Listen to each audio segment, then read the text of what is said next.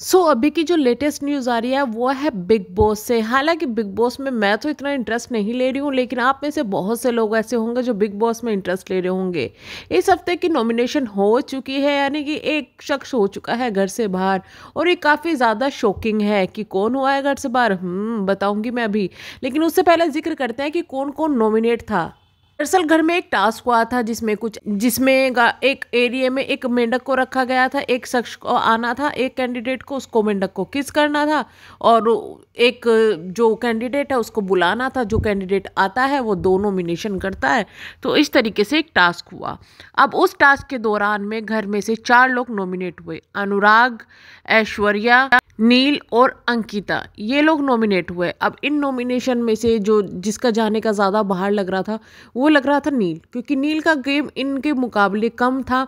और अनुराग जो है उनकी फ़ैन फॉलोइंग काफ़ी ज़्यादा है, तो ऐसा लग रहा था कि भाई अनुराग को तो बचा ही लिया जाएगा। लेकिन अब आता है, पासा पलट देते हैं बिग बॉस।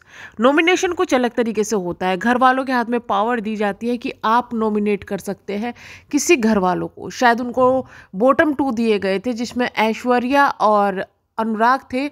उनमें से चूज़ करना था। ये भी देखना होगा कि उनमें से चूज़ कराया है या जो चारों है उनमें से चूज़ करवाया गया है। लेकिन जो नॉमिनेशन हुआ है उस वो घर वालों ने किया है। और घर वालों ने जो सहमति दिखाई है, यानी कि सबने अपनी अपनी वोटिंग के अनुसार ऐश्वर्या की सबसे ज़्यादा वोटिंग पड़ी है घर से बाहर होने के लिए। और जहाँ तक बात है कि लास्ट में जो है ईशा बची थी, ईशा को ही फाइनल करना था कि कौन नॉमिनेट होगा, अनुराग या फिर जो ऐश्वर्या। तो वहाँ पर उनमें दोनों में से ऐश्वर्या को चुना परफॉर्मेंस के तौर पे कि किसका कम परफॉर्मेंस रहा है, किसने ज़्यादा पार्टिसिपेट नहीं किया। ऐश्वर्या का चुना और ऐश्वर्या हो चुकी है घर से बाहर। ऐश्वर्या वैसे तो काफ़ी ज़्यादा लड़ाकू है, लेकिन नील के साथ में वो टिकी हुई थी। अब देखना ये होगा कि भाई, मुझे ऐसा लगता है कि नील अगर ना होते तो उनका गेम ज़्यादा अच्छा होता। और ऐश्वर्या के जाने के बाद में नील का गेम कैसा होगा ये भी देखना दिलचस्प होगा।